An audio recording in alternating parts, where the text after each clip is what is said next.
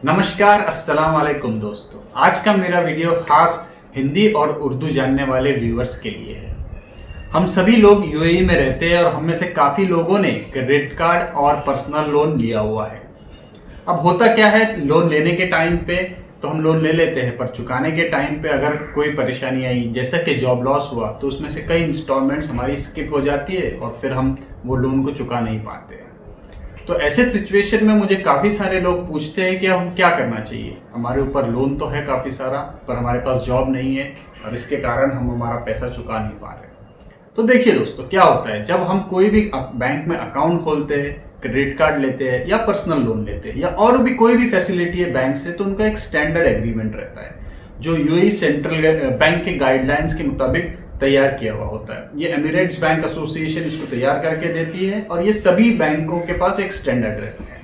और जब कभी भी आप कोई लोन या क्रेडिट कार्ड या कोई भी फैसिलिटी अप्लाई करते हैं, वो एग्रीमेंट पे साइन करना पड़ता है। वो एग्रीमेंट में बेसिकली क्या लिखा होता है कि आप कोई भी इंस्टॉलमेंट, अगर 3 कॉन्जिक्यूटिव इंस्टॉलमेंट या 6 नॉन कॉन्जिक्यूटिव इंस्टॉलमेंट पर डिफॉल्ट किए या नहीं भरे, तो आपका लोन पूरा वो रिकॉल कर सकते हैं। कॉन्जिक्यूटिव मतलब 3 महीने कंटिन्यूअसली आप नहीं भरे, और नॉन कॉन्जिक्यूटिव मतलब पूरे टर्म में कोई भी 6 महीने आप डिफॉल्ट करें। फॉर एग्जांपल, जनवरी में आपने भरा, फरवरी में आपने स्किप किया, फिर मार्च अप्रैल मई में आपने भरा, फिर आगे स्किप किया, ऐसे 6 बार आपने स्किप कर दिया तो पूरा लोन आपका रिकॉल बैक कर सकते हैं। या 3 कॉन्जिक्यूटिव, मार्च अप्रैल में तीनों महीने आप नहीं भर पाए, तो बैंक के पास ये राइट है कि वो आपका पूरा लोन रिकॉल कर सके और आपसे कह सके कि हमारा पूरा लोन आप भरिए। अब पैसे तो आपके पास है नहीं, तो इसका क्या सोल्यूशन है? तो इसका सबसे बेस्ट सोल्यूशन तो यही है कि आप अपने बैंकर के पास जाइए और उससे बात करिए, अपनी सिचुएशन के बारे में उसको बताइए और उससे रिक्वेस्ट करिए कि उसमें वो किस तरह से मदद कर सकता है। तो अमूमन ये देखने में आया है कि बैंकर ऐसी सब सिचुएशन में थोड़े सिंपैथेटिक रहते हैं। या तो वो इंटरेस्ट आपका कम कर देंगे, या आपका टेन्योर बढ़ा देंगे, या आपकी इंस्टॉलमेंट कम कर देंगे थोड़ी सी, और लंबे समय तक के लिए आपको बोलेंगे कि आप भर सकते हैं, या कम से कम आपका इंटरेस्ट उस टाइम पे तो स्टॉप कर देंगे कि ठीक है भाई, यहाँ पे इतना आपका अमाउंट ड्यू है, इतना आप इतने इंस्टॉलमेंट में भर दीजिए आगे में। तो कुछ ना कुछ सोल्यूशन जरूर निकल के आएगा, पर हो सकता है कोई सोल्यूशन ना निकले। ये तो म्यूचुअल एग्रीमेंट की बात है, ये आपका कोई लीगल राइट नहीं है, ये बैंकर और आपके बीच की डिस्कशन की बात है। तो अब देखते हैं कि इसमें लॉ क्या कहता है। तो याद करिए दोस्तों, जब आपने क्रेडिट कार्ड फैसिलिटी अवेल की थी या पर्सनल लोन लिया था, तब आपके बैंकर ने आपसे ब्लैंक चेक साइन करवाए होंगे।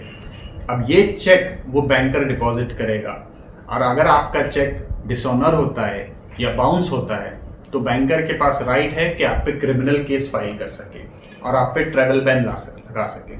एक बार ट्रैवल बैन लग गया तो फिर आप कंट्री छोड़ के नहीं जा सकते, और आप कंट्री से बाहर है तो आप जब वापस आएंगे तो आपको एयरपोर्ट पे अरेस्ट कर लिया जाएगा।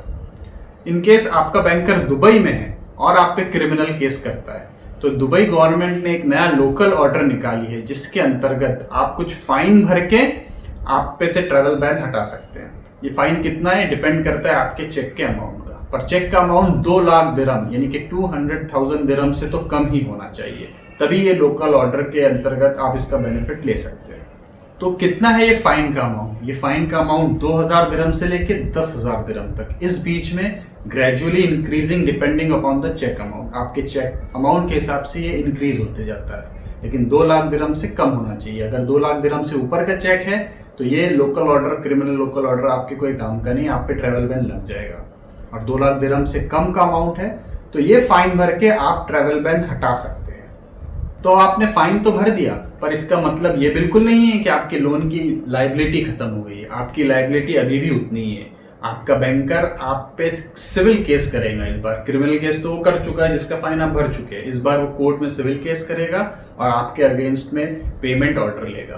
अब ये पेमेंट ऑर्डर या तो आपको भरना पड़ेगा, और नहीं भरा तो आपका जो ट्रैवल बैन है वो रीइम्पोज हो जाएगा और आप फिर कहीं ट्रैवल नहीं कर पाएंगे। आई होप कि ये वीडियोस आपको समझ में आई होगी, कुछ क्लैरिफिकेशन मिला होगा। आपको और कुछ क्लैरिफिकेशन अगर चाहिए तो मुझे नीचे कमेंट बॉक्स में बताइए। Thank you very much.